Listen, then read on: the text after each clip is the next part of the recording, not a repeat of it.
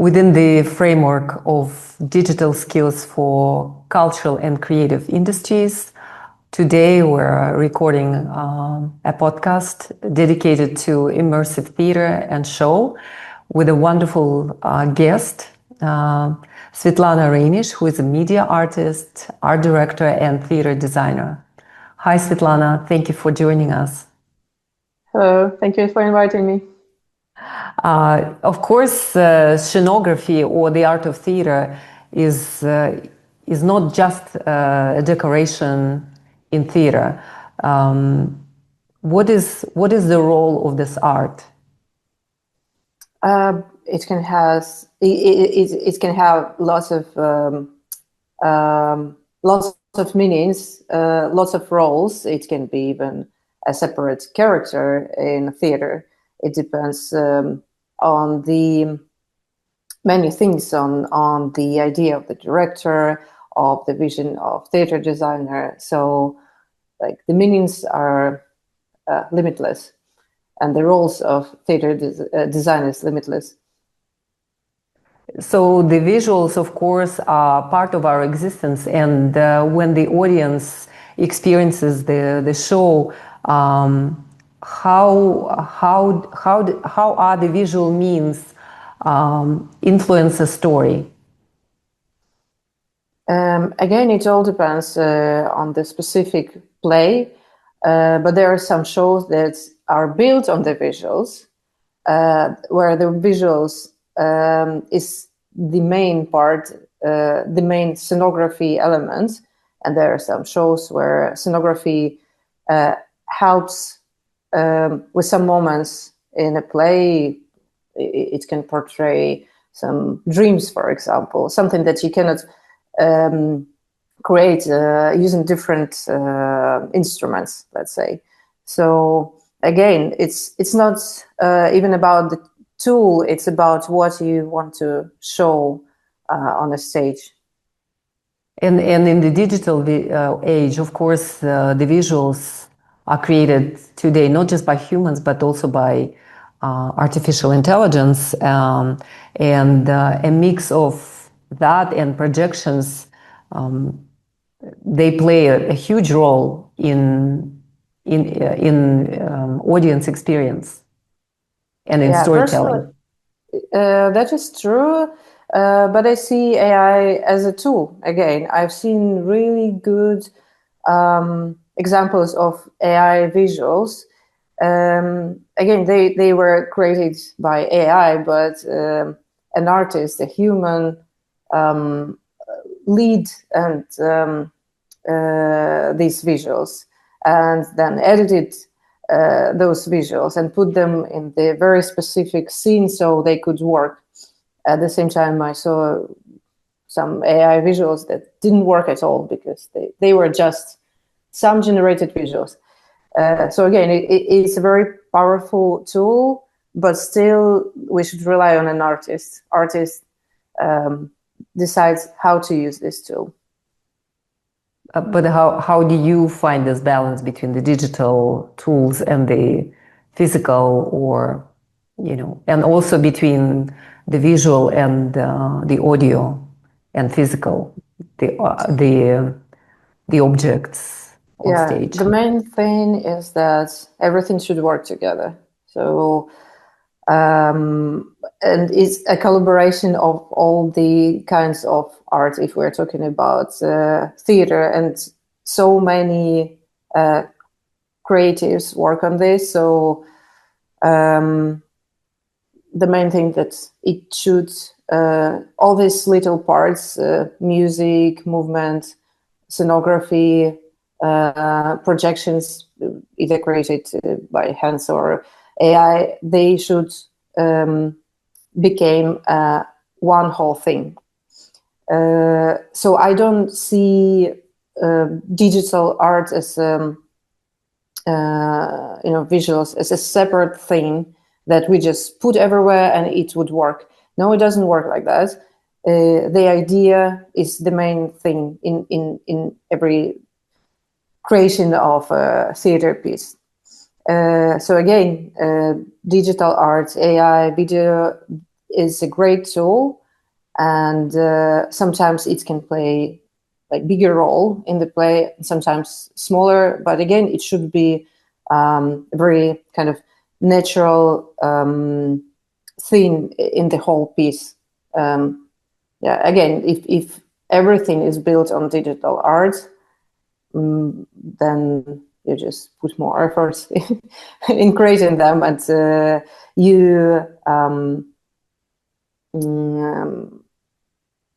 anyway, yeah. So it depends on the play, and again, everything starts with an idea, not with technology for me. Can you give us an example? Can you talk about some cases where you actually work with this dichotomy between poetical and technological or technical? You are using the digital instruments or tools. Yeah.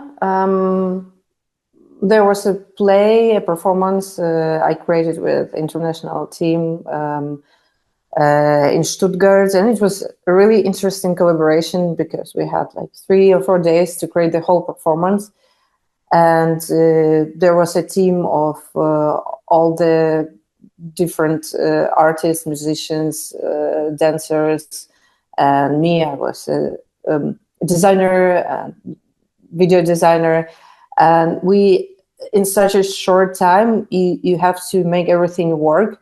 So you need to collaborate, and the thing is that everything changes in collaboration. My video, I cannot just bring some video and say we'll have this video. No, I see how dancers move, how a choreographer puts everyone on the stage, all the movements, and everything is changes. Music is changes when they see what I offer, what visuals I say I offer. Movement is changing because of the music. So everything should work together. Yeah. Yeah, obviously. And how can one start using when they're at the beginning? You know, they're doing their first steps in the immersive show or immersive performance. How can they approach digital technology? Because sometimes people are afraid of it and they look at it as a black box and they don't really understand. So it kind of pushes them back and frightens them. So what are the a few easiest ways to start doing it? The first thing, if you want to do something, just try.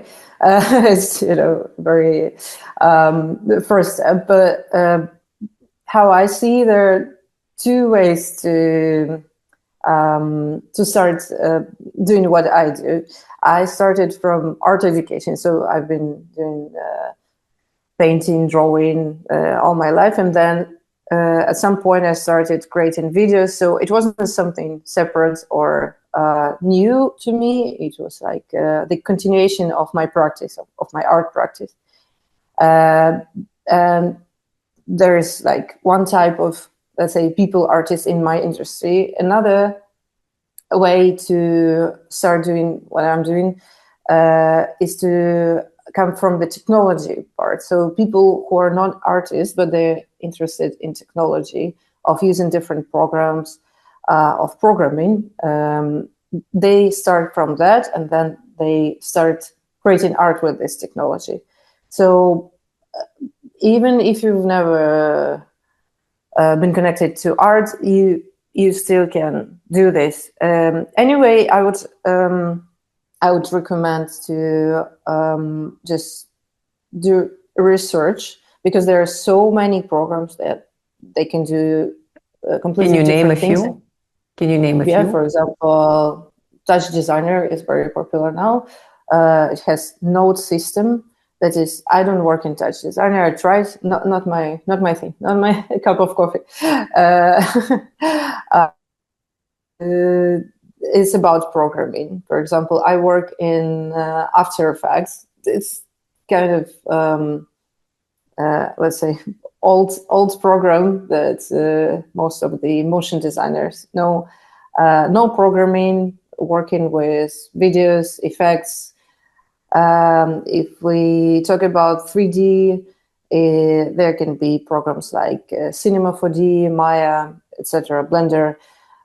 So I would recommend people to just look around what programs exist and what you can create in those programs, and try out, watch a few lessons on YouTube and just try what program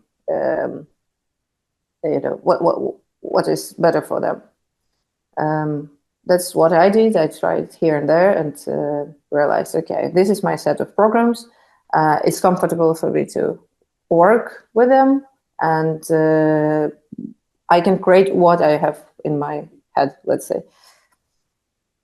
So are you inspired by technology at all? I am inspired by technology, of course. Sometimes even I can find a cool effect in a program by mistake. And I was like, well, it's a cool effect. This program can do this. It doesn't match my current project, but I remember about this effect, about this bug, or, and I can use it in a different project. Again, it was just made something by mistake. I found out something in the program, and it inspires me. Yeah, it actually happened to me as well as an artist. I would go a route that wasn't planned before, and there was some surprising beauty coming out of it. Yeah, so experimenting is always good. So do you have a lot of collaborators where you work in big teams or big crews, and then you guys share inspiration and inspire each other? How does that work? When I work on a theater, on show pieces, yes, but usually I work alone. Just when I create projection mapping, this video projections on buildings, it's just me and my computer. So I really enjoy the moments when I can work with other people. It's precious. Yeah, you share ideas, and you can create more when you work with someone. And of course, digital technology opens a lot of new possibilities, not just for the technical effect, not just the visible wow effect, but also for the story and movement and text. Can you comment on that? Yeah, I think the thing is that all the arts, they influence each other. So we still have, for example, oil painting, but it's not like 100 years ago, because other arts influence it, photo, video, films.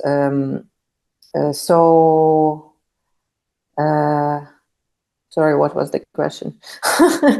The question was that how the scenography in the digital age is not just about the technical effect, but also about the movement, the story, the text. Yeah, this is true. For now, some technologies that I used in a theater, we can use them deeper than just beautiful effect in the middle of a theater play. You can build a whole scenes based on technology, on visuals, on some motion tracker. So it already became not just some beauty thing or some unexpected interesting thing. The thing is that the audience is already used to some technology, so you need to create even more unexpected, interesting solutions for using the technology. Yeah, it just gives you limitless possibilities using the different kinds of technology in in Can we talk about Can we talk about specific digital technology that is really right now, trending, or it's going to define the future of the immersive theater and performance? Can you name a few of them, and can you comment about how an emerging artist can use them in their art? I would say that first of all, good old video, recorded video, still works perfectly fine. Then all the effects, videos which are reacting to the movements, they're popular, and I think they will be evolving in the future as well. So it gives the play this feeling that you see in real life how it's happening, because for example, you can create a pre-rehearsed video, pre-recorded video, and actors can rehearse with this video, but still you won't have this live effect when someone is doing something on a stage, and everything around reacts on that. This is a very powerful tool. Another thing, for example, I've seen a show, really interesting thing, that you have a camera on the audience, and audience sees themselves on the screen. So you have live interaction as well. So people are included. You immerse them even more. It's not just a show that they are inside the show. It's VR, like a 360 theater. Yeah. Yeah. It's going to be 360. If we talk about VR, I haven't seen shows where lots of people can take part at the same time. So I think it's a little bit difficult because of the cost of the helmets and everything. So for small shows, immersive shows, it works very well. Yeah. Okay. So obviously theater has been a multidisciplinary milieu, and right now with the addition of or inclusion of digital technology, it's evolving towards that even more. Can you share your forecasts where it's all going? I think theater will look more and more like shows and films. Nobody's interested. In which sense? In the sense is that just some lights on the stage doesn't work. Just some set doesn't work. It should be already, let's say, on a new level with some interesting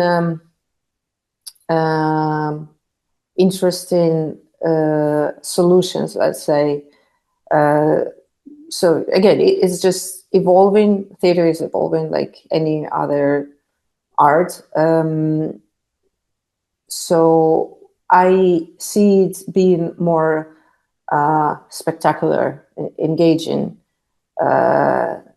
even if it's not dynamic, but you can create some effects that would draw audience attention and make them feel that they are inside, that they are in a different world, more even with some minimalist light, let's say. But what I see where it's going, it's becoming more and more precise, I would say. Yeah, so precise. Yeah, that's this light should be exactly at this point, and it should work like this. So yeah, I mean, if it has already been in the theaters, but for now, you should be more and more let's say, detailed. I don't know, like focused on details. That's how I see it.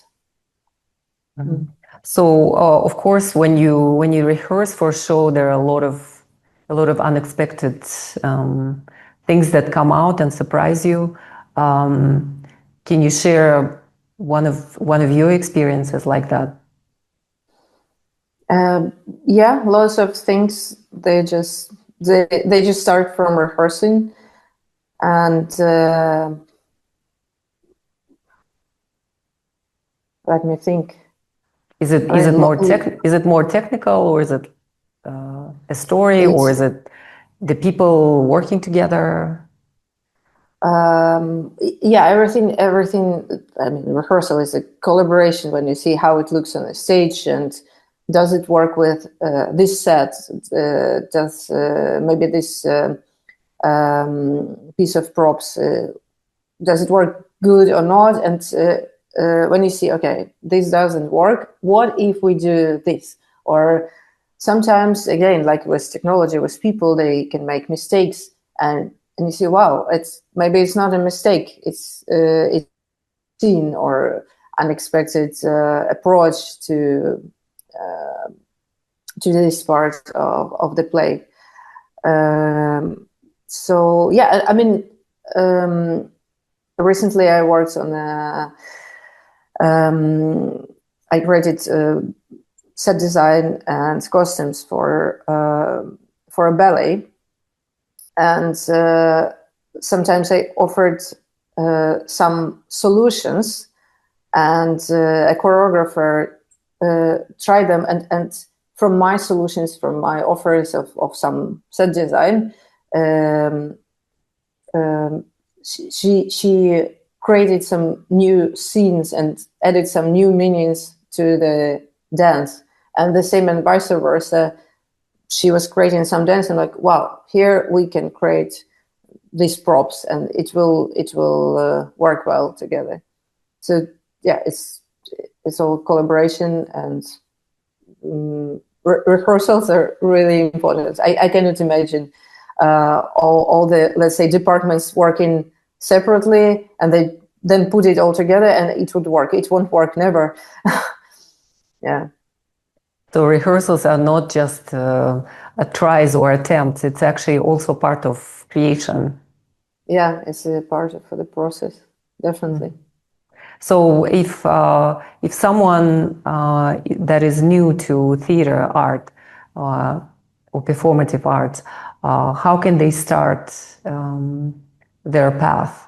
Apart from trying, of course, trying is a great advice. But what other advice would you share with people who want to try their hand at theater and show, and especially immersive show? So again, I can tell you about how it started for me, and I know only this way. But of course, there are lots of people who somehow came to this from a different I don't know, background, different way.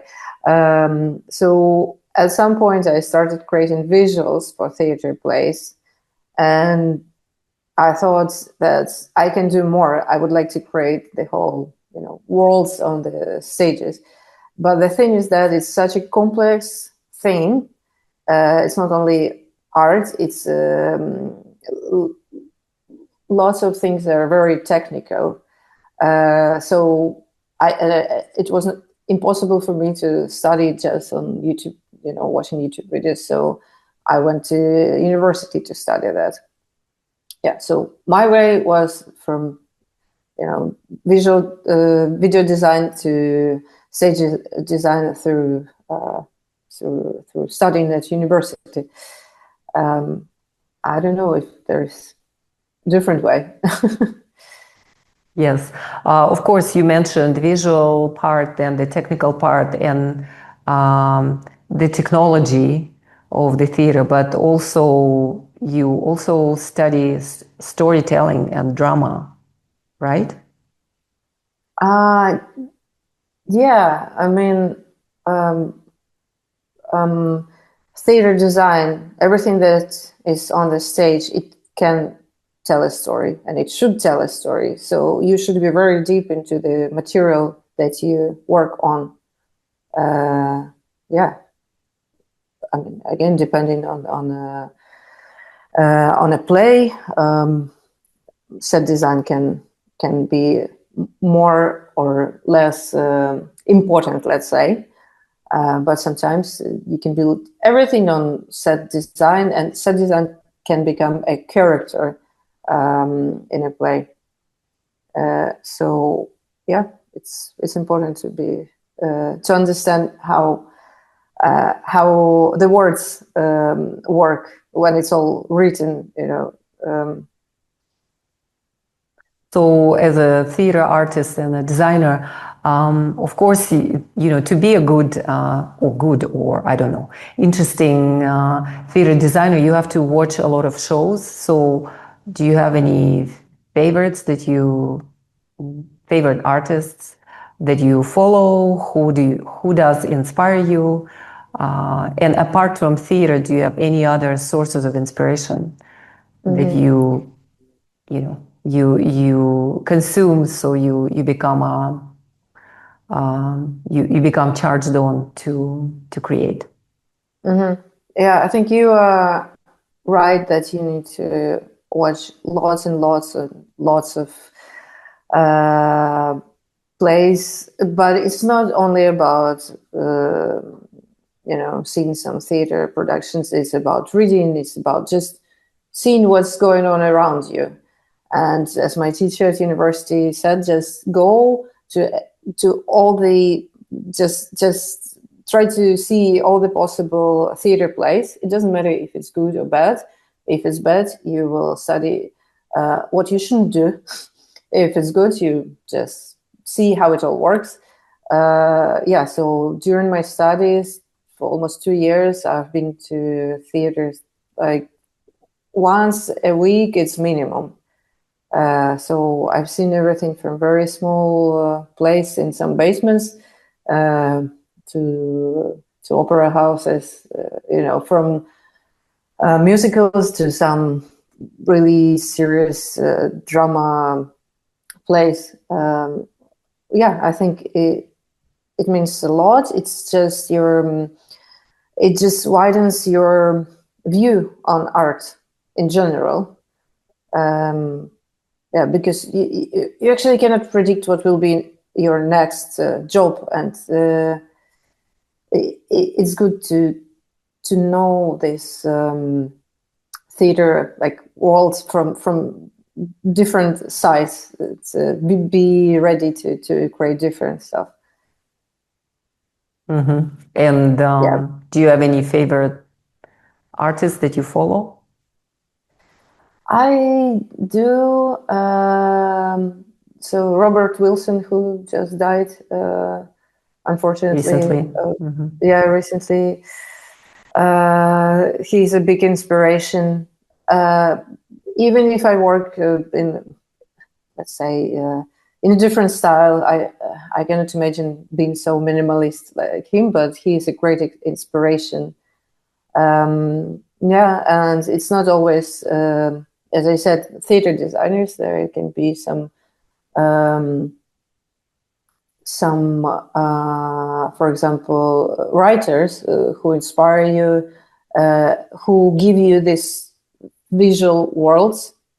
They write the way you can see this, and it's just, yeah, it's just you need to find something that inspires you and give you these images in your head, even if they're not connected to your work now. Just I think somehow develops your imagination, maybe, you know, and gives you like options, the ways you can think, the way you didn't think you could. Let's say. Yes, of course. You know, you could watch a movie, you can hear a song, or you can just walk the street, and inspiration is everywhere. And I see a lot of inspiration in the history of arts. not particularly in the type of art that I'm working in, but also in other ones. So multidisciplinary inspiration is how I live my life as an artist. And in terms of technology, I wanted to ask you, how do you stay up to date in terms of technology? Because while we're speaking, there's something that is being invented. Because especially the digital technology is a very dynamic field. Yeah. So where do you go, and who do you subscribe to keep an eye on all that? Let's say I follow new technology, but it doesn't mean that I use all of it, because I wouldn't have time to create some stuff. So I would say I'm quite old-fashioned. So I have my set of programs in which I work. But the thing is that the very good thing is that on big projects, when, for example, I do art direction, I don't have to know all these programs. I can find people who know all these programs. And usually good professionals, they are focused on one program or on one aspect, So you can work with those people who are professionals in this area, in this specific thing. So yeah, I wouldn't say I'm very up to date, let's say, in my practice. I mean, I just read articles, or this is interesting, this is cool, but I don't always try it out, especially if I don't need it for my job. Yeah, but it's good to know about them. So at some point, if you have a project where you need this technology, you already know, okay, I can use it. Okay, maybe I can study it. That's why, yeah, just keep an eye. I just keep an eye on some new stuff. And the question that a lot of times worries the creatives and artists today is AI going to replace us all? And so, what is the view of the theater designer and media artist? Is it true? No, I don't feel threatened. I think it's just interesting for me to look where it will go. I mean, it's just I'm just curious. And for theater, I don't think anything will change dramatically, because there are so many, let's say, people involved in that, and you cannot substitute dancers or actors with AI. You cannot substitute builders who build all the set design with AI. With video, again, we still cannot substitute a video designer. We need someone to write a prompt to create a story. So for now, it's just a fun thing for me to see where it all goes. I'm kind of in between. It can substitute some jobs, but some jobs will stay, and there will be new jobs that require us to be more philosophical, more big picture, and maybe understanding the soul and the consciousness better, because of course the rational operations, the AI can replace us, but our soul, I doubt that AI can get to that, at least in the foreseeable future. Yeah, I agree with you. So, we're about to wrap up our conversation. Is there any message that you want to share with emerging theater designers and media artists and art directors that work in immersive show and immersive theater and performance in the digital age? What is your message? Don't be afraid to try new things and just create. It's more a passion for every artist than a job. So just be free, create, and enjoy. Thank you, Svitlana. And it was immersive performance, theater, and show in the digital age, a podcast within the framework of digital skills for cultural and creative industries with the support of UNESCO Regional Office in Almaty. Thank you, and we will see you in other podcasts.